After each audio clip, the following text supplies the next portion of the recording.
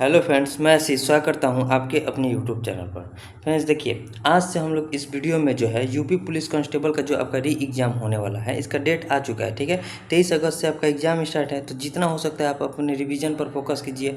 जितना आप रिवीजन कीजिएगा उतना आपका स्कोर जो है बढ़िया हो पाएगा। ठीक है, क्योंकि आपने पहले जो एग्ज़ाम हुआ था उसमें आपने तैयारी कर लिया था। ठीक है, तो आप अपना रिवीजन स्टार्ट कीजिए। जितना भी पढ़े हुए हैं बस उसी का रिवीजन कीजिए, क्योंकि अब आपके पास 20 से 25 दिन का समय बचा है, उसी में आपको तैयारी करना है। ठीक है, आज सबको इतना ही समय बचा है। ठीक है, तो इसमें देखिए हम क्या करेंगे, आज से जो है यूपी पुलिस कांस्टेबल का जो आपका री एग्जाम का मॉक टेस्ट आ रहा है, ये अंकित सर के फ्री वीकली मॉक टेस्ट में आता है। ठीक है, तो उसमें जो मैथ के आपके 20 सवाल पूछे जाएंगे उसका हम लोग सोल्यूशन करेंगे। लेकिन आप क्या कीजिएगा, पहले आप इस मॉक टेस्ट को दीजिएगा। जितना पहले देखिए, अगर आपसे 20 क्वेश्चन बन जाता है और टाइम ज़्यादा लग रहा है तो आप यहाँ से देख सकते हैं किस अप्रोच से सॉल्व करना है, क्योंकि हम कोशिश करेंगे कि आपको 20 से 25 मिनट के अंदर टोटल क्वेश्चन को अच्छे से समझाते हुए मतलब बना दें, कि ताकि आप एग्जाम में बैठे तो आप मैथ में कम टाइम देकर रीजनिंग में जितना टाइम दीजिएगा उतना आप एक्यूरेसी के साथ सही कर पाइएगा। ठीक है, तो यहाँ से हम 20 से 25 मिनट के अंदर कोशिश करेंगे कि आपको समझाते हुए बना दें। ठीक है, अगर देखिए आपके 20 क्वेश्चन में से जो क्वेश्चन गलत हो रहा है सिर्फ उसी क्वेश्चन को यहाँ से आकर देखिए। ठीक है, पूरा टाइम यहाँ नहीं दीजिए। अगर आपका मान लीजिए 20 क्वेश्चन में से 2-3 क्वेश्चन नहीं बन पा रहा है तो उस पर्टिकुलर क्वेश्चन को ही केवल आकर देख लीजिए। इससे आपका समय का भी बचत होगा और आप मतलब देखिए मॉक टेस्ट का एनालिसिस बहुत ज़रूरी है। तो जो क्वेश्चन आपसे नहीं बन रहा है उससे जाकर जरूर देखिएगा। ठीक है, अगर आपको वीडियो अच्छा लगेगा तो ये शेयर भी जरूर कीजिएगा ताकि और लोगों के पास पहुंच सके।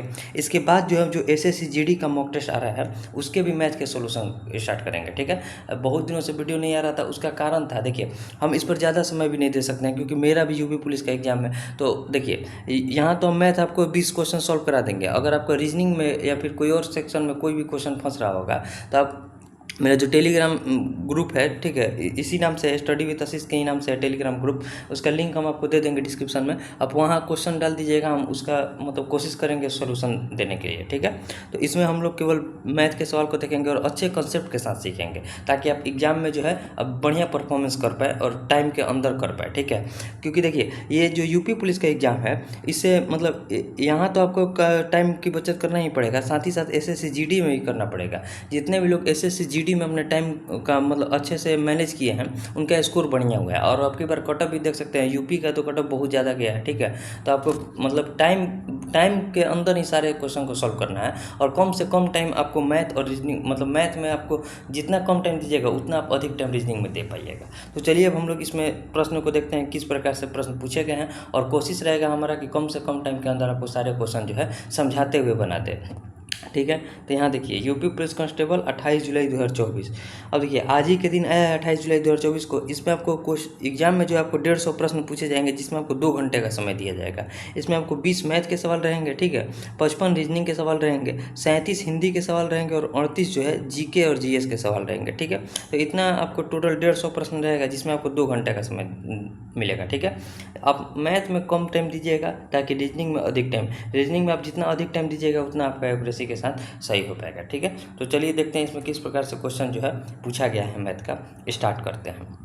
अब आप केवल पूरा वीडियो को जरूर देखिएगा, जो जो क्वेश्चन आपको फंस रहा है वहाँ आपको बढ़िया से देखना है। Numerical and mental ability. अब देखिए इसमें पहला क्वेश्चन क्या कर रहा है।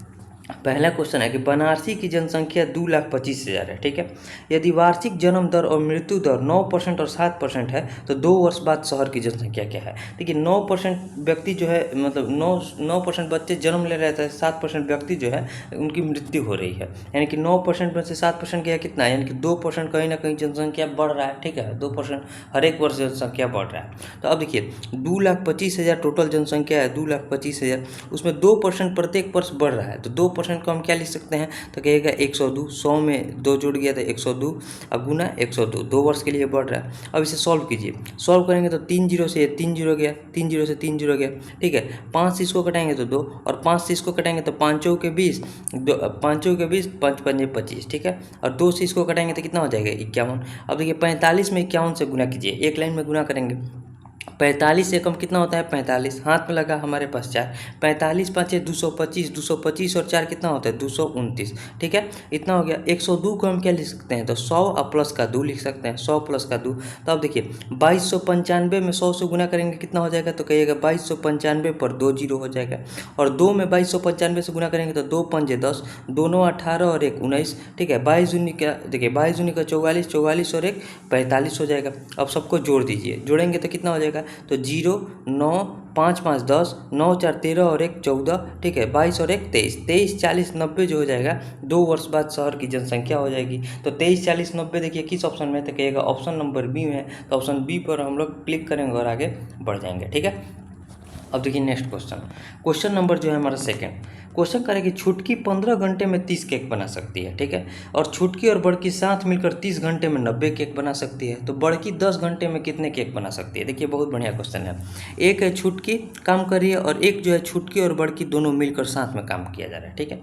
15 घंटे में, अगर 15 घंटे में 30 केक बनाया जा रहा है तो 1 घंटे में कितना केक बना रही होगी छुटकी, तो 2, और साथ में दोनों मिलकर अगर देखा जाए तो 30 घंटे में देखिए 30 घंटे में 90 केक बन रहा है, यानी कि 1 घंटे में कितना केक बनेगा 3। यहाँ दोनों का एफिशिएंसी निकल कर आ गया। अब देखिए छुटकी का अकेले का एफिशिएंसी है 2, तो बड़की का एफिशिएंसी कितना हो जाएगा, तो 2 में 1 जोड़ेंगे तभी जाकर टोटल हमारा 3 आएगा, यानी कि बड़की का एफिशिएंसी आ गया 1। बड़की जो है 1 घंटे में 1 केक बनाती है, तो 10 घंटे में कितना केक बनाएगी, तो कहिएगा 10 केक बनाएगी। तो 10 जो हो जाएगा हमारा राइट आंसर हो जाएगा, जो कि ऑप्शन नंबर सी में है। तो ऑप्शन सी जो हो जाएगा हमारा राइट आंसर हो जाएगा, ठीक है। अब देखिए नेक्स्ट क्वेश्चन नंबर थर्ड में कह रहा है कि यदि 3 संख्याओं का औसत 20 है, पहली 2 संख्याओं का योग 40 और तो तीसरी संख्या क्या होगी। देखिए पहली 3 संख्या का औसत अगर 20 है, अगर 3 संख्या का औसत अगर 20 है तो योग कितना हो जाएगा, तो योग कहिएगा कि औसत में हम संख्या से गुना करते हैं, संख्या कितना है 3, यानी कि योग हो जाएगा 60, और 2 संख्या का योग कितना दिया है, तो कहिएगा 40 दिया है। तो एक संख्या बचा, तो उसमें एक संख्या कितना हो जाएगा, तो 60 में से 40 घटाएंगे तो कितना हो जाएगा 20, यानी कि यही हमसे पूछा जा रहा था कि 3 संख्या का औसत अगर 20 है तो टोटल योग हो जाएगा 60, और 2 संख्या का योग दिया था 40, तो तीसरी संख्या कितनी हो जाएगी, तो 60 में से 40 को घटाएंगे तो कितना हो जाएगा 20, 20 हमारा राइट आंसर हो जाएगा, जो कि ऑप्शन नंबर सी में दिया हुआ है, ठीक है। अब देखिए नेक्स्ट क्वेश्चन नंबर 4 में कह रहा है कि एक ट्रेन पी और क्यू स्टेशनों के बीच यात्रा में 1 घंटे 30 मिनट का समय लगता है, ठीक है। यदि वो अपनी सामान्य चाल की 5/6 चाल से चले तो इसे पी और क्यू स्टेशनों के बीच यात्रा में कितना समय लगेगा। देखिए जब भी हमारा डिस्टेंस बराबर होता है तो स्पीड के अपोजिट टाइम होता है, ठीक है। यहाँ स्पीड का रेशियो दिया है कितना, अगर पहले उसका चाल 6 था तो अब उसका चाल कितना हो गया 5, तो टाइम कितना लगेगा, टाइम इसके जस्ट उल्टा, यानी कि 5 से 6 लगेगा, यानी कि इस टाइम का मान दिया था, पहले उसके कितना समय लग रहा था, तो 1 घंटा 30 मिनट, 1 घंटा अगर 30 मिनट को मिनट में चेंज करेंगे तो कितना हो जाएगा 90 मिनट हो जाएगा, यानी कि 5 का मान 90 के बराबर है। तो 6 का मान किसके बराबर हो जाएगा, तो ये किस कहिएगा ये इसका 18 गुना है, तो ये भी इसका 18 गुना हो जाएगा, यानी 18 छक्का 108 मिनट। अब 108 मिनट को अगर घंटा और मिनट में चेंज करेंगे तो क्या हो जाएगा 1 घंटा 48 मिनट, ठीक है, क्योंकि 1 घंटा में 60 मिनट और 60 में 48 को जोड़ेंगे तो कितना हो जाएगा 108, तो 1 घंटा 48 मिनट जो हो जाएगा हमारा राइट आंसर हो जाएगा, जो कि ऑप्शन नंबर डी में है। तो ऑप्शन डी जो हो जाएगा हमारा राइट आंसर हो जाएगा, ठीक है। अब देखिए नेक्स्ट क्वेश्चन नंबर 5 में कह रहा है कि ए बी से 25% कम है, ठीक है, बी सी से 30% कम है और सी डी से 50% अधिक है। ए और सी के बीच का अंतर 285 है, तो बी के 33 सही 1/3% का मान। इसमें डी का कहीं जिक्र है तो डी वाले को हम देखेंगे ही नहीं, ए बी और सी से हमारा काम हो जाएगा। तो देखिए पहले ए और बी का रेशियो दिया हुआ है, कितना दिया है, तो ए बी से 25% कम है, तो यहाँ से किए 25% कम क्या लिख सकते हैं, 1/4 लिख सकते हैं ना, यानी कि अगर बी 4 है तो उससे 1 कम जो है ए है, यानी कि अगर बी 4 है तो ए कितना है, ए 3 है, ए 3 है, और बी और सी का रेशियो दिया हुआ है कितना, हमें डी से कोई मतलब नहीं है। बी सी से 30% कम है, यानी कि 30% हम क्या लिख सकते हैं, तो कहिएगा 3/10, यानी कि अगर सी 10 है तो उससे 3 कम क्या है, बी है, यानी कि अगर सी 10 है तो ये कितना है, तो 10 में से 3 गया 7 है। यहाँ बी दोनों में कॉमन है तो बी को बराबर करेंगे, बी को बराबर करने के लिए इसमें 7 से गुना और इसमें 4 से गुना करेंगे, ठीक है। अब यहाँ देखिए ए बी और सी का रेशियो निकल कर आ गया, कितना आ गया, तो 7 3 21, ठीक है, 7 चौक 28 और 10 चौक 40, यही निकल कर आ गया। अब हमसे क्वेश्चन क्या कह रहा है, क्वेश्चन कह रहा है कि ए और सी के बीच का अंतर 285 है, तो बी के 33 सही 1/3% का मान। देखिए ए और सी के यहाँ अंतर कितना दिया हुआ है, तो कहिएगा 19, 19 का मान किसके बराबर है क्वेश्चन में, तो 285 के बराबर है, ठीक है। तो हमसे बोला जा रहा है कि बी का 33 सही 1/3%। तो देखिए 33 सही 1/3% को हम क्या लिख सकते हैं, 1/3 लिख सकते हैं ना, 1/3, यानी कि 28 का 1/3 का मान निकालना है, 28 गुने 1/3 इसी का मान निकालना है। तो क्या लिखेंगे, 285 बटे में 19 गुना 28 गुना 1/3, ठीक है, इसी का मान हमें निकालना है। कटाइए, अगर 3 से इसको कटाएंगे तो कितना हो जाएगा, 3 9 27, ठीक है, और 3 5 15, 19 5 कितना होता है 95, 28 5 कितना हो जाएगा 140, यानी कि इस क्वेश्चन का राइट आंसर निकल कर आ गया हमारे पास 140, जो कि ऑप्शन नंबर ए में है। तो ऑप्शन ए जो हो जाएगा इस क्वेश्चन का राइट आंसर हो जाएगा, ठीक है।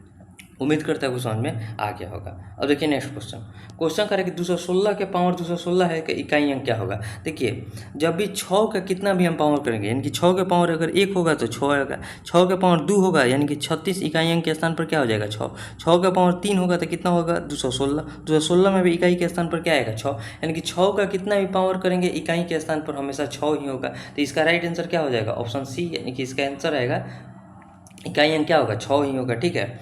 और देखिए next question, question number 7, question number 7 में कह रहा है कि 24.2 और 7.2 के बीच मध्यानुपाती तथा 2.8 और 4.2 के तृतीयानुपाती का अनुपात क्या होगा। देखिए पहले मध्यानुपाती क्या होता है, तो रूट ए बी होता है, यानी कि रूट और अंडर कितना हो जाएगा 24.2 है तो क्या लिखेंगे 242 बटे में 10, ठीक है, और गुना 7.2 है तो क्या लिखेंगे 72 बटे में 10, पॉइंट को हटाएंगे तो नीचे में 10 आ जाएगा।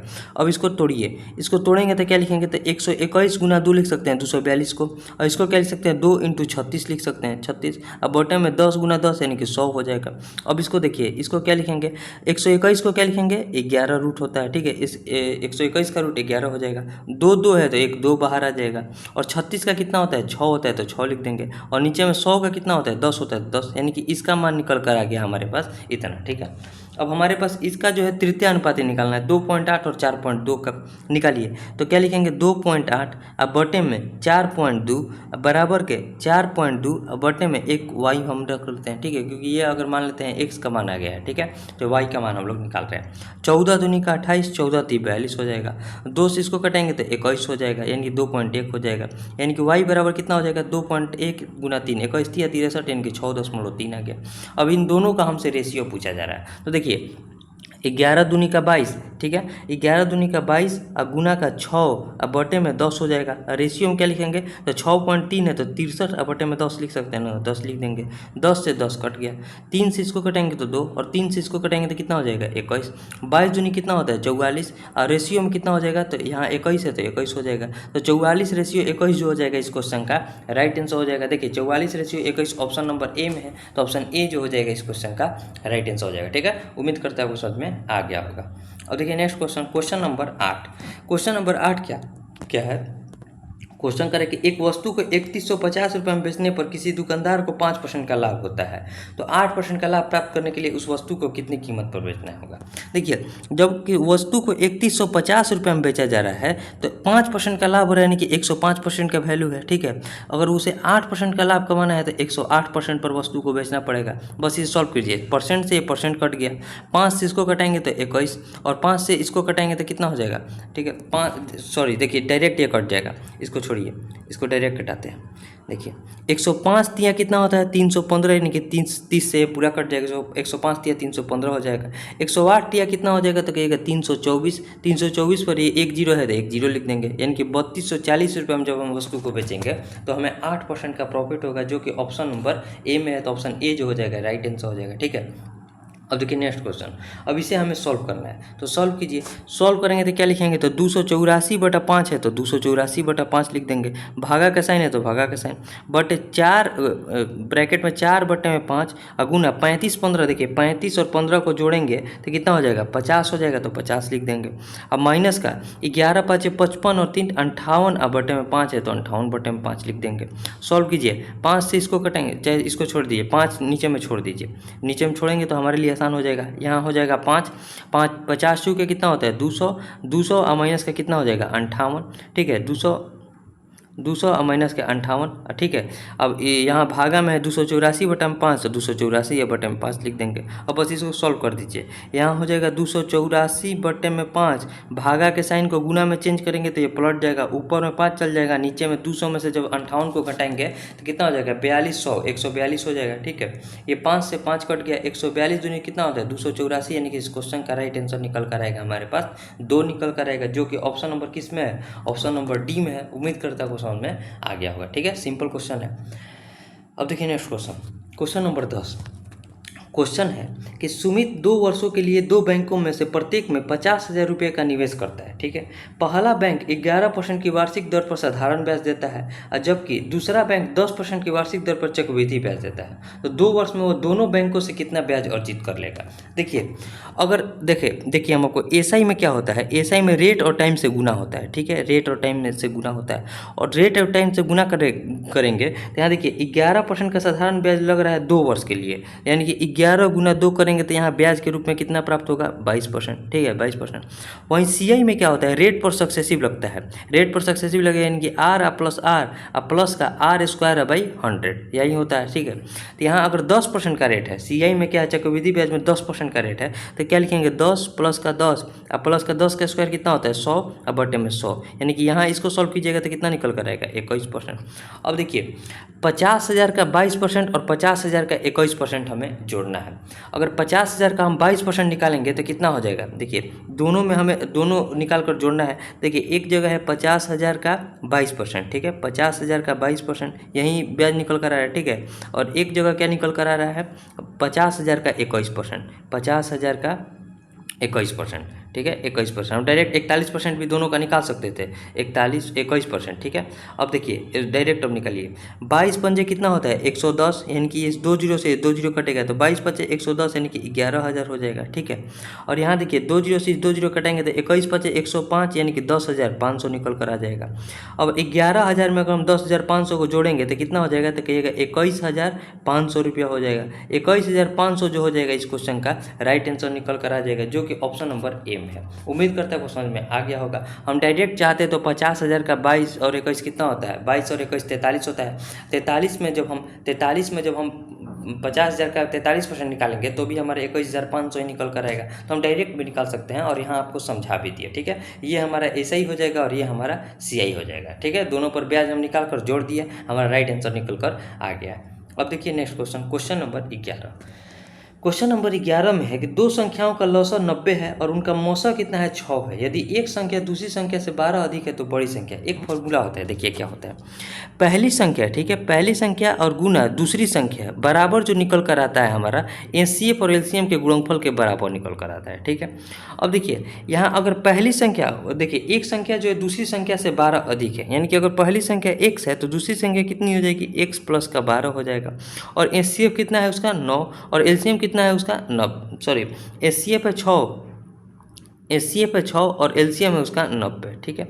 अब देखिए अगर यहाँ हमें बड़ी संख्या निकालना है तो ऑप्शन में चारों बड़ी संख्याएं दिया होगा। पहला ऑप्शन है हमारा 30, तो अगर हम बड़ी संख्या को मानते हैं 30, ठीक है, तो ये बड़ी संख्या है हमारा, तो छोटी संख्या क्या हो जाएगा, तो इससे 12 कम यानी कि हो जाएगा 18 तो यह कितना होता है 54 यानी कि 540 होगा, और इसे भी गुना करने पर कितना आ रहा है 540, यानी कि ये 540 और 540 बराबर है, तो यहाँ ऑप्शन ए ही हमारा सेटिस्फाई कर गया। तो इसे हम आगे सॉल्व करने की जरूरत नहीं है, ऑप्शन ए जो हो जाएगा हमारा राइट आंसर हो जाएगा। तो इस टाइप के क्वेश्चन को आप इस तरह ऑप्शन से रखकर आराम से बना सकते हैं, और सिंपल आप इसे गुना करके ही बनाइएगा तो आपका आंसर जो निकल कर आएगा 30 ही निकल कर आएगा, ठीक है। उम्मीद करता हूँ समझ में आ गया होगा। अब देखिए next question number 12। Question number 12 में कह रहा है कि रीना का 24% वेतन सुनीता के 38% वेतन के बराबर है, ठीक है। यानी कि अगर रीना का देखा जाए 24% का वेतन जितना आ रहा है उतना सुनीता के जो है सुनीता के 38% वेतन के बराबर आ रहा है, ठीक है। यानी कि यहाँ से रीना और सुनीता का वेतन का अनुपात जो हो जाएगा, अगर इसको 2 से कटाएंगे तो हो जाएगा 12 और इसको 2 से कटाएंगे तो हो जाएगा 19, यानी कि 19 अनुपात का 12 हो जाएगा, ठीक है। अब क्वेश्चन में क्या कर रहा है कि रीना का वेतन रीना और सुनीता के कुल वेतन का 2/3 है। अब यानी कि यहाँ से अगर हम बीना का वेतन निकालें तो कितना हो जाएगा, 19 और 12 कितना होता है, तो 31, 31 का 2/3 है बीना का वेतन, ठीक है। सब में 3 से गुना कर दीजिए, इस 3 से सब में गुना करेंगे तो यहाँ से यहाँ रीना और सुनीता और वीना का वेतन आ जाएगा। 19 तिया कितना होता है 57, 12 तिया कितना होता है 36, 12 तिया कितना होता है 36 और वीना का कितना हो जाएगा 31 दूनी का 62। अब क्वेश्चन में क्या कर रहा है, यदि वीना का वेतन 62,000 है तो सुनीता का वेतन यानी कि इस 62 का मान किसके बराबर है, 62,000 के बराबर है, ठीक है। तो सुनीता का वेतन कितना हो जाएगा, 62 का मान 62 के बराबर 62,000 के बराबर है, यानी कि गुना का 1,000 हुआ है। तो सुनीता के वेतन में भी हम 1,000 से गुना कर देंगे, कितना हो जाएगा 36,000 रुपया जो हो जाएगा सुनीता का वेतन हो जाएगा, जो कि ऑप्शन नंबर किस में है, देखिएगा ऑप्शन नंबर ए में है, तो ऑप्शन ए जो हो जाएगा इस क्वेश्चन का राइट आंसर हो जाएगा, ठीक है। उम्मीद करता हूँ समझ में आ गया होगा। अब देखिए next question, question number 13। Question number 13 में करके दो वस्तुओं में से प्रत्येक को 975 रुपये के मूल्य पर बेचा जाता है, तो उनमें से एक वस्तु पर विक्रेता को 30% का लाभ और दूसरी पर 25% की हानि होती है, तो विक्रेता का कुल मिलाकर कितना % का लाभ या हानि हुआ। देखिए दोनों तरफ विक्रय मूल्य हमारा बराबर है, क्योंकि 975 रुपये में दोनों वस्तु को बेचा जा रहा है। तो अगर देखिए सीपी और एसपी, ठीक है, एसपी हमें बराबर करना होगा। अगर 30% का लाभ हो रहा है, यानी कि 10 रुपये के सामान पर हम 3 रुपये का लाभ कमा रहे हैं, कि 10 रुपये के सामान को हम 13 रुपये में बेच रहे हैं। और एक जगह क्या हो रहा है, 25% का लॉस हो रहा है, यानी कि 4 रुपये के सामान को हम 1 रुपये का लॉस यानी कि 3 रुपये बेच रहे हैं। विक्रय मूल्य बराबर करने के लिए इसमें 13 से गुना करना पड़ेगा और इसमें 3 से गुना करना पड़ेगा, यानी कि नया जो रेशियो निकल कर आएगा हमारे पास, सॉरी यहाँ इसमें 13 नहीं, उल्टा लिख दिए, ठीक है। यहाँ इसमें 3 से गुना करना पड़ेगा और इसमें 13 से गुना करना पड़ेगा। 10 दिए कितना हो जाएगा 30 रुपये के सामान को हम यहाँ बेच रहे हैं 39 रुपये में। 13 चौके कितना होता है 52 रुपये सामान को हम कितना में बेच रहे हैं 39 रुपये में। विक्रय मूल्य बराबर हो गया। 52 और 30 कितना होता है 82 रुपये के सामान को ओवरऑल हम 78 रुपये में बेच रहे हैं। तो कितना का लॉस हो रहा है, तो कहिएगा 4 रुपये का लॉस हो रहा है। किससे लॉस हो रहा है, तो इस सीपी पर लॉस होता है, यानी कि 82 पर लॉस हो रहा है। परसेंटेज में बताना है तो 0 से गुना करना पड़ेगा 100 से, ठीक है। यहाँ हो जाएगा 41 और यहाँ हो जाएगा 2। अब देखिए 200 अब बटे में 41, यहाँ तो लॉस हो रहा है, तो इतना % का जो है हमें लॉस हो रहा है। अब ऑप्शन में देखेंगे, यहाँ देखिए यहाँ हमारा लाभ वाला तो छट गया, ठीक है, लाभ वाला छट गया। या तो हमारा आंसर हो सकता है 5.1% का हानि या फिर 4.9% का हानि। और 41 पाँचे करते हैं तो 205 हो जाता है, यानी कहीं ना कहीं 4 के आसपास आएगा, ठीक है। तो 4.9% ऑप्शन के हिसाब से ऑप्शन ए जो हो जाएगा 4.9% का जो है लॉस हो रहा है, तो यही हमारा राइट आंसर निकल कर आ गया, ठीक है। तो हमें ऑप्शन को भी देखते चलना है ताकि हमारा ज़्यादा कैलकुलेशन ना करना पड़े, हमें ज़्यादा कैलकुलेशन नहीं करना पड़े, ठीक है। अब देखिए next question, question number 14। Question number 14 में करके 8 और 32 के बीच सभी पूर्ण विषम संख्या का योग हमें बताना है। देखिए सिंपल बताते हैं, 8 और 24 के बीच अगर हम औसत निकालेंगे विषम संख्या का, तो टोटल संख्या कितना है, तो कहिएगा देखिए 32, देखिए 32 और 8 के बीच में अगर हम टोटल संख्या देखेंगे तो 32 में से 8 गया 24, 24 में 12 सम संख्या होगा और 12 विषम संख्या, यानी कि टोटल संख्या निकल कर आएगी विषम संख्या की 12। यहाँ से विषम संख्या निकल कर आ गया 12। अगर पहला हम विषम संख्या देखें 8 और 32 के बीच में तो 9 हो जाएगा, और अंतिम विषम संख्या देखेंगे तो 31 हो जाएगा। दोनों को जोड़ेंगे अब बटे में 2 करेंगे तो कितना हो जाएगा, ये हमारा एवरेज निकल कर आ जाएगा, ये हमारा एवरेज निकल कर आ जाएगा, ठीक है। 31 और 9 40, 40 बटे में 2 यानी कि 20, 20 आ गया हमारे पास एवरेज। और संख्या यानी कि n बराबर कितना निकल कर आ गया, ये 12। अगर हम योग निकालना चाहें तो योग बराबर क्या होता है, संख्या यानी कि संख्या है 12 और एवरेज से हम गुना कर देते हैं, 12 और गुना का 20 बराबर योग निकल कर आ जाएगा हमारे पास 240। 240 जो कि ऑप्शन नंबर ए में है, तो ऑप्शन ए जो हो जाएगा हमारा राइट आंसर हो जाएगा, ठीक है। एक लाइन का क्वेश्चन है, यहाँ आपको समझाने में थोड़ा टाइम ले लेते हैं, ठीक है। अब देखिए नेक्स्ट क्वेश्चन, क्वेश्चन नंबर जो है हमारा 15। क्वेश्चन नंबर 15 में क्या है कि 29 लड़के एक सीधी पंक्ति में इस प्रकार खड़े हैं कि किसी भी दो क्रमागत लड़कों के बीच की दूरी कितनी है, एक समान है, ठीक है। एक शिक्षक पहले लड़के से 15वें लड़के तक पहुंचने में 7 सेकंड लेता है। अब देखिए जैसे ही वो पहले लड़के से 15वें लड़के के बीच जाएगा तो गैप कितना तय करेगा, तो कहेगा 14। इस 14 गैप को तय करने में उसे 7 सेकंड का समय लगता है, ठीक है। तो हमसे क्वेश्चन में क्या कर रहा है कि 22वें लड़के तक पहुँचने में वो कितना समय और लेगा, ठीक है, और कितना समय लेगा। 22वें लड़के तक अगर पहुंचना चाहता है, यानी कि 1 से लेकर 22 तक पहुंचना चाहता है, तो उसे गैप कितना चाहिए 21, यानी कि 21 को जाने में उसे कितना समय लगेगा। पहले समय निकाल लेते हैं, तो क्या लिखेंगे 7 बटे में 14 और गुना का 21 हो जाएगा। 7 दूनी का 14, 21 बटा में 2 यानी कि 10.5 सेकंड का समय लगेगा। तो देखिए पहले उसे 7 सेकंड लग चुका था और उसे कितना समय लगेगा, तो कहिएगा 3.5 सेकंड का और समय लगेगा। तो 3.5 सेकंड जो हो जाएगा इस क्वेश्चन का राइट आंसर निकल कर आ जाएगा, जो कि ऑप्शन नंबर सी में है। तो ऑप्शन सी जो हो जाएगा इस क्वेश्चन का राइट राइट आंसर हो जाएगा। ठीक है, उम्मीद करते हैं समझ में आ गया होगा। अब देखिए नेक्स्ट क्वेश्चन, क्वेश्चन नंबर 16।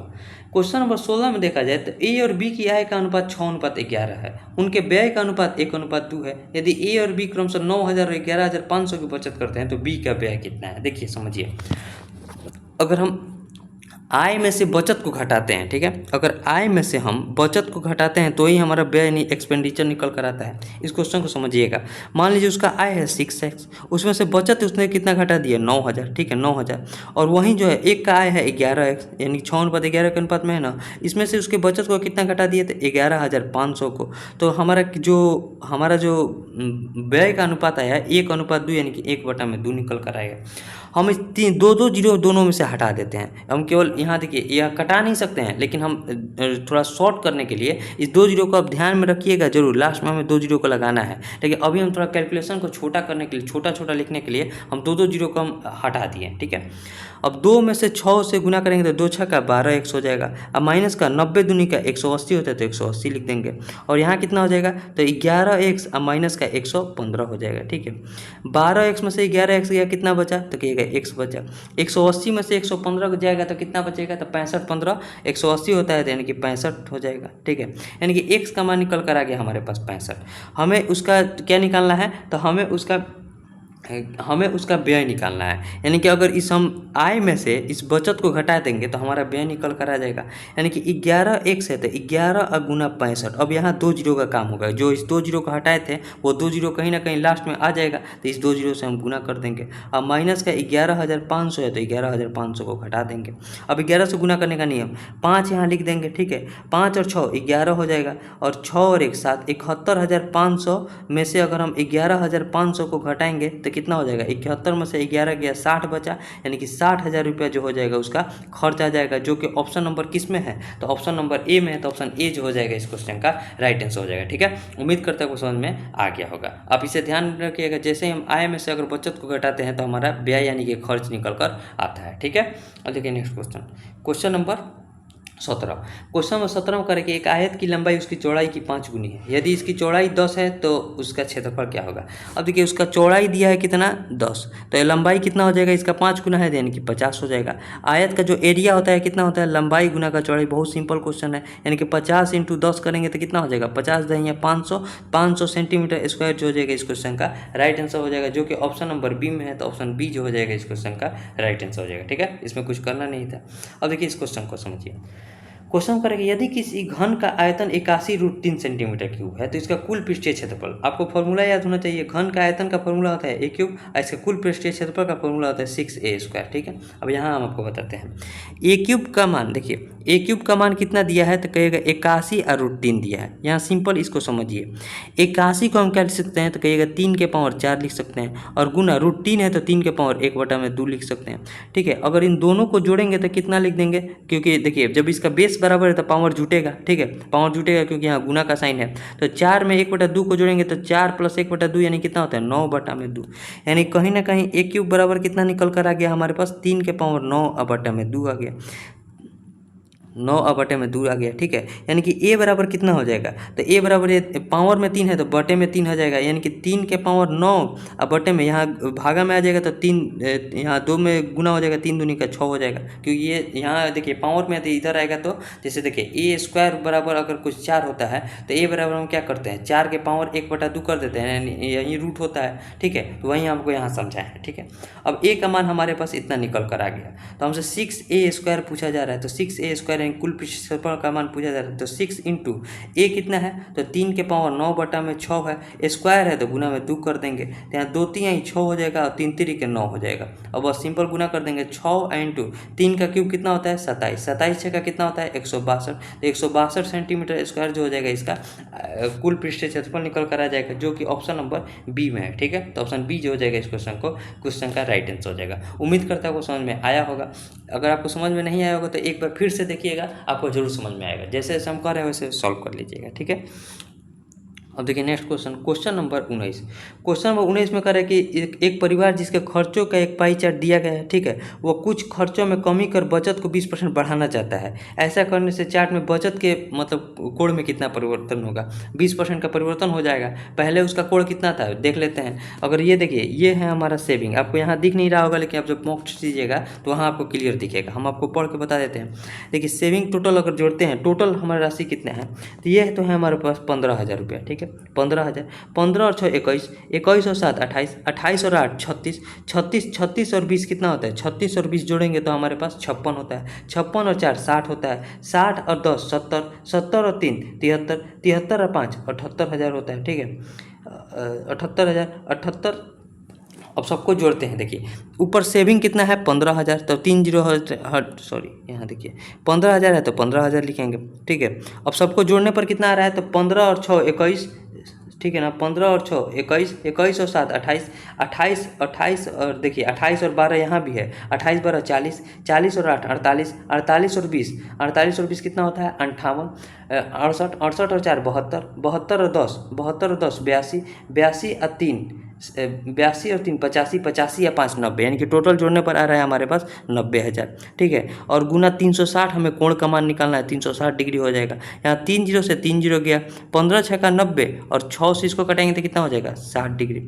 अब देखिए 60 डिग्री आ गया। पहले उसके सेविंग का जो कोण था, सेविंग का जो कोण था वो 60 डिग्री का था, तो अब उसमें हमें 20% का वृद्धि करना है। तो 60 डिग्री का अगर हम 20% निकालेंगे तो 20% कितना हो जाएगा? 20 बटे में 100, यहाँ हो जाएगा 5 और यहाँ हो जाएगा 12, यानी कि 12 डिग्री का जो है उसमें कोण में वृद्धि हो जाएगा। तो 12 डिग्री किस ऑप्शन में? तो ऑप्शन नंबर बी में। आप इस क्वेश्चन को समझे कि नहीं? कह रहा था कि 20% का हमें बचत बढ़ाना है तो कोण में कितना का परिवर्तन होगा। तो पहले इसका कोण 60 डिग्री निकल कर रहता था, उसमें 20% का वृद्धि हो जाएगा, यानी कि 12 डिग्री का और वृद्धि हो जाएगा, ठीक है, यानी कि 12 डिग्री कोण उसका और बढ़ जाएगा, ठीक है। उम्मीद करता हूँ समझ में आ गया होगा। अब देखिए आज का आखिरी सवाल, क्वेश्चन नंबर 20। क्वेश्चन नंबर 20 में कह रहा है कि एक भिन्न का अंश सतह हर 2:3 के अनुपात में है, ठीक है। यदि अंश में से 6 घटाया जाता है तो परिणाम एक भिन्न होता है जिसका मान वास्तविक भिन्न का 2/3 है। तो वास्तविक भिन्न का अंश हमें बताना है। देखिए समझिए, पहले उसका भिन्न कितना था? 2:3 के अनुपात में, यानी कि 2x/3x था, और अंश में से हमने 6 घटाया तो हमारा जो प्राप्त भिन्न हुआ, पहले के भिन्न कितना था? 3x का 2/3 गुना हो गया। यही क्वेश्चन में कह रहा है। अब वहाँ से हमें अंश का मान निकालना है, वास्तविक अंश का मान। यहाँ 3x से 3x को कटा देंगे, ठीक है। 3 से यहाँ गुना करेंगे तो 3 दूनी का 6x और माइनस का 6 3 18 हो जाएगा, बराबर के 2 दूनी का 4x हो जाएगा, ठीक है। यही क्वेश्चन में करें जिसका मान वास्तविक भिन्न का 2/3 है, यानी कि 6x में से 4x गया, कितना बचा? 2x। 2x बराबर 18 है तो x बराबर कितना हो जाएगा? 9 हो जाएगा, 9 हो जाएगा। तो हमसे क्या कर रहा है कि वास्तविक भिन्न का अंश क्या होगा, यानी कि 2x का मान हमसे पूछा जा रहा है, तो कितना हो जाएगा? 9 दूनी का 18 हो जाएगा। तो 18 जो हो जाएगा इस क्वेश्चन का राइट आंसर निकल कर आ जाएगा, जो कि ऑप्शन नंबर कितना हो जाएगा? ऑप्शन नंबर, देखिए ऑप्शन नंबर यहाँ वास्तविक भिन्न का अंश कितना हो जाएगा? 18, यानी कि ऑप्शन सी जो हो जाएगा इस क्वेश्चन का राइट आंसर हो जाएगा, ठीक है। उम्मीद करते हैं क्वेश्चन समझ में आ गया होगा। अगर यहाँ हम देखें 2x - 3x, ठीक है,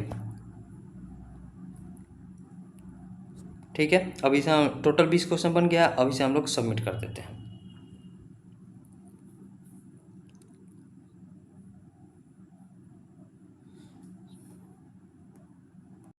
अब यहाँ व्यू रिजल्ट देखिए, हम यहाँ 20 क्वेश्चन बना है, 20 का 20 करेक्ट है, ठीक है। और उम्मीद है कि आपको सारे 20 क्वेश्चन समझ में भी आए होंगे। अभी तक 2317 लोगों ने इस टेस्ट को दे दिया है, तो आप भी जाकर इस टेस्ट को जल्दी दीजिए।